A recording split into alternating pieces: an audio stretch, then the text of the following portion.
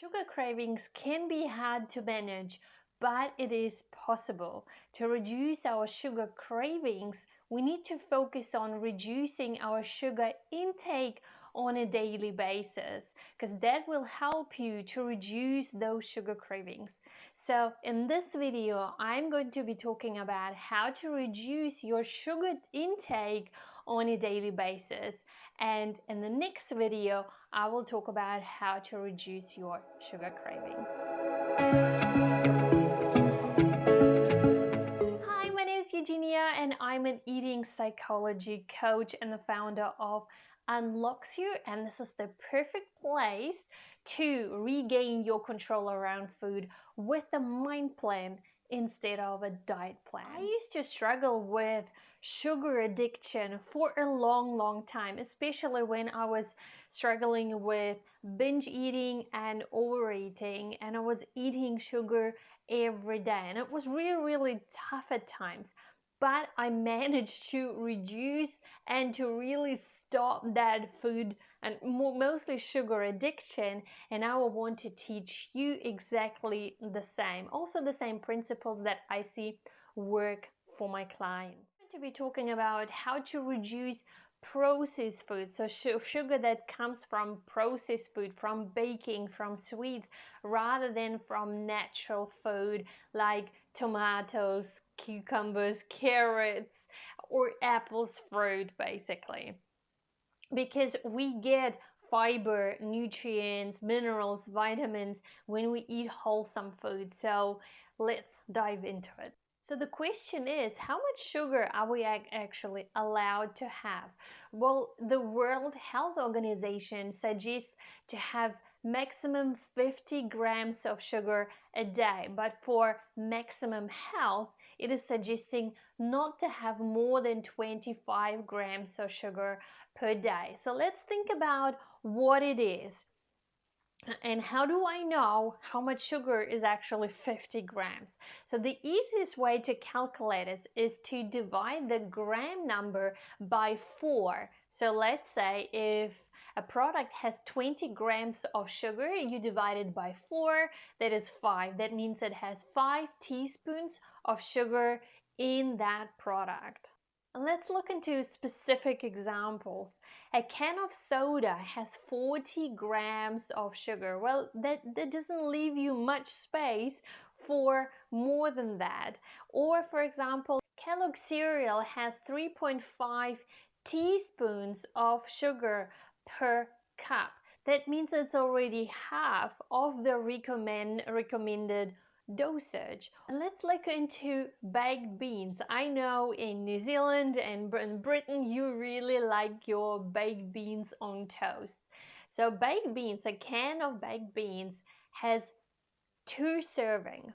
Per serving it has 15 grams of sugar.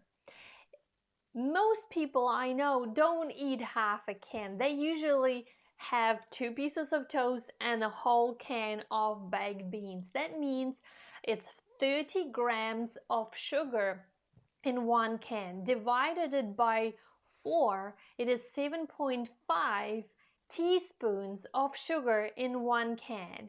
Now, if you think about it, maybe you had cereal in the morning, that is 3.5 teaspoons of sugar, plus then 7.5 teaspoons of sugar maybe for dinner.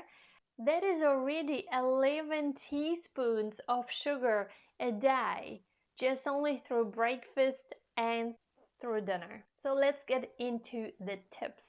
And my tip number 1 is learn to read the labels and look into the ingredients list. The things that are listed first in the ingredients list, it's what's been used the most. Things that have been listed as a last, it's what's been used the least. So that way you know if the first thing is, for example, sugar, that means sugar is the most available ingredient in that product. Otherwise, look for words like sugar, obviously, or syrup, corn syrup, or high fructose syrup.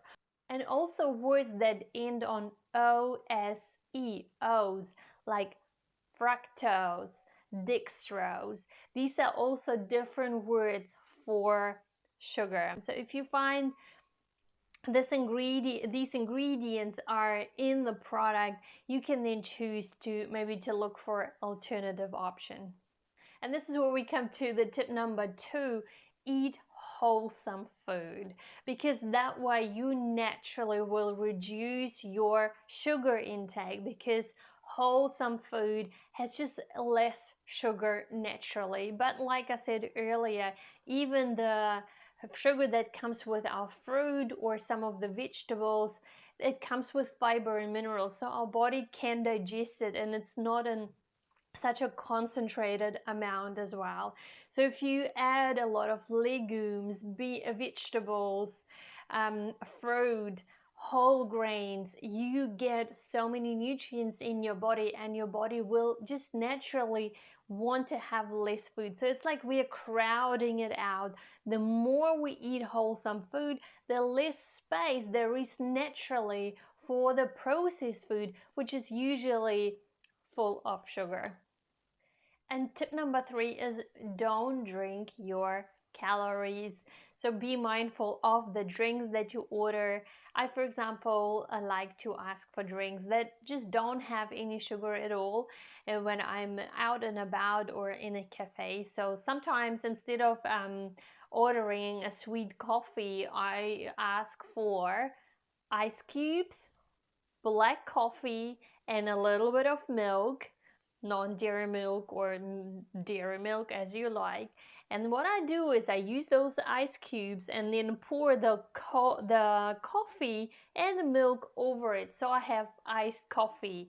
Or you can ask for iced tea, for example, as well. So there are lots of alternatives. Otherwise, if you are ordering drinks in the bottle, well, then go back to the previous tip, which is read the label, see what is in those drinks. And tip number 4: don't get carried away with natural sweeteners, because quite often they get sold to us, so it's much healthier, right? Like coconut sugar or like brown sugar. And while it might have a little bit more minerals than processed bleached white sugar, it's still is sugar. It's still the same for the brain. So we basically just swap from being addicted to white sugar to then the natural sugars, because it's the same way our brain and our body, it releases dopamine, and we like to feel good, so therefore we will want to have that food then anyway. So we are still feeding that addiction to the dopamine hit from the sugar, so it doesn't really help. So again, going then back to the tip before, go back to the natural food, integrate more fruit into your diet. Also vegetables like sweet potatoes, kumara, pumpkin, roasted carrots is just amazing. I love roasted carrots. I love roasted kumara, sweet potato, because that way I still eat sweet food and find myself actually needing less processed sugar that way. Tip number 5 is adding protein to every of your meal, because that helps you to stabilize your blood sugar. Because for example, you are eating cereal in the morning, and we talked about it, it can be 3.5 teaspoons of sugar in that cereal, so your blood sugar will be spiking, and then about an hour later it will drop, so you will find yourself craving more sugar and wonder, why do I always crave sugar?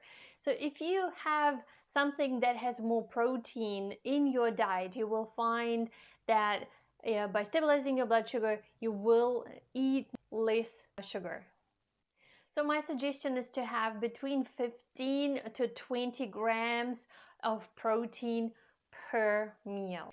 And tip number 6 is very similar to the previous tip: add fat to your diet. So add a little bit of fat to every of your meal, because again, that will keep you satisfied, it will keep you full for longer as well. Especially if you tend to crave something sweet after a meal, after lunch or after dinner, check your fat content in those meals. Check if you are adding fat to those meals, and if you don't, try to do that, and I am very sure that will help you with those sugar cravings. I talk more about how to stop those night cravings, or how to not to binge or overeat after dinner in the evening in this video, so check it out. I'll also add it in the description, so go and have a look at it after we finish with this video.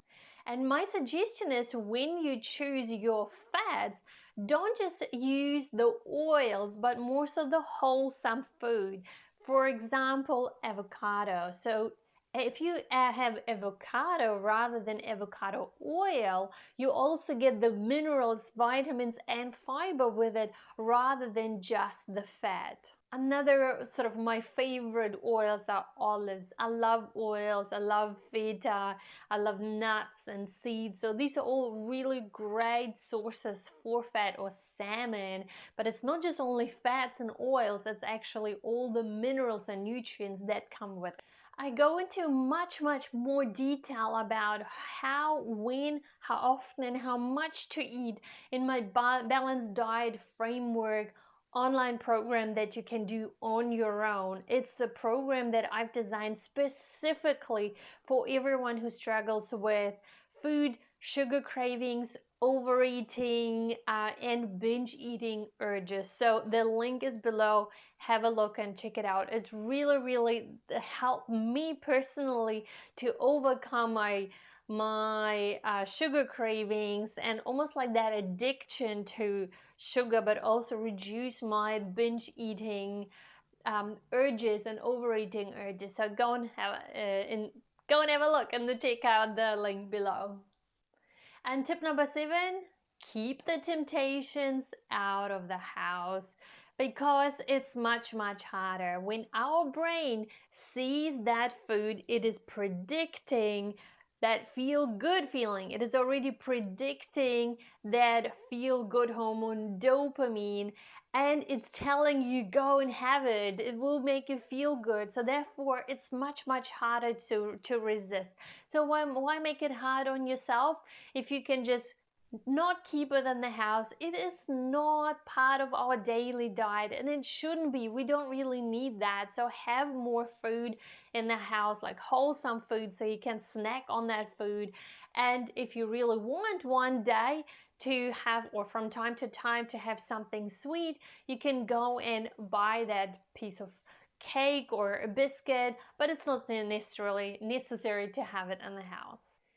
And tip number 8 is keep low sugar snacks in the house. So if it helps, maybe even chop some fruit or have some berries in the fridge, so you can just snack on that as you wish, or every time you open that fridge door.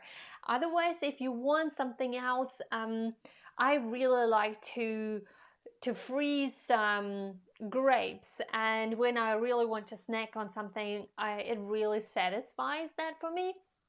Or what you can do is chop the bananas and freeze them, and then when you're ready, when you feel like eating something, you can take it out. You can add a little bit of dark chocolate on top of it, and maybe a little bit of coconut, and it's delicious and it's beautiful, and also very satisfying as well. But I will also add a link to some delicious recipes and snacks that are sugar-free, and also dessert as well, that is sugar-free, for you to download for free and enjoy those low sugar snacks as well.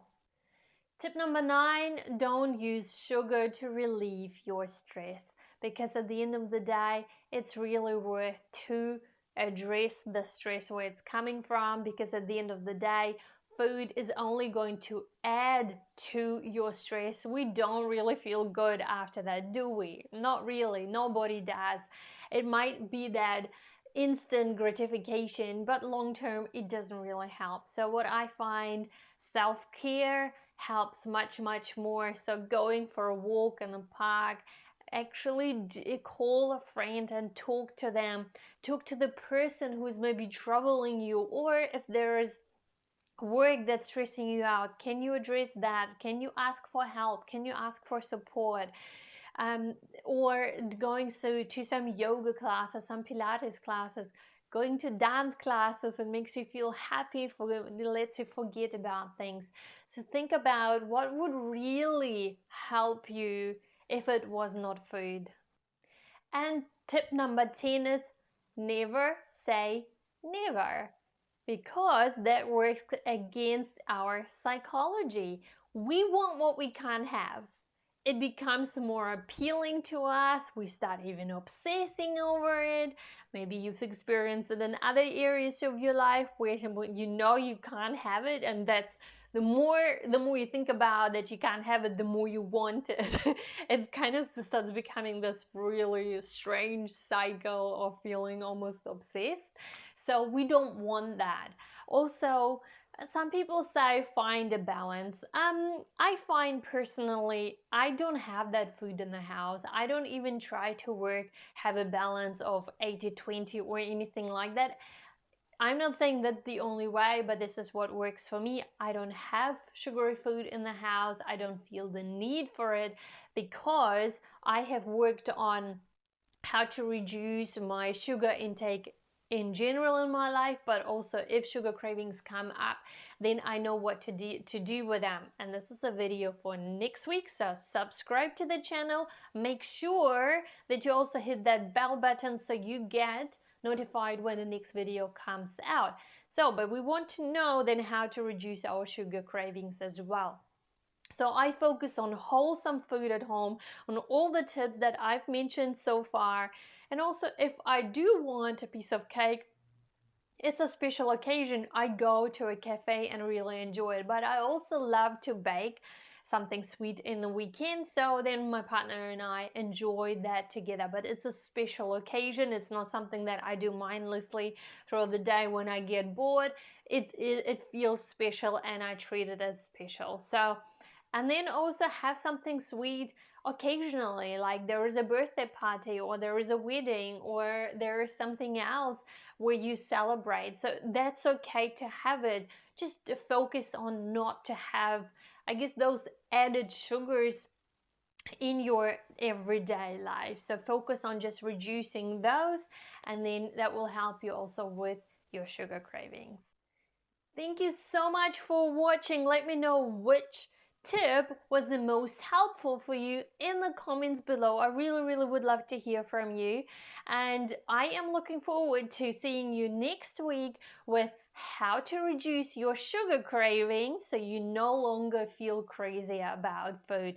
And remember, I really believe we can rewire the brain so we can feel in control around food with a mind plan instead of a diet plan.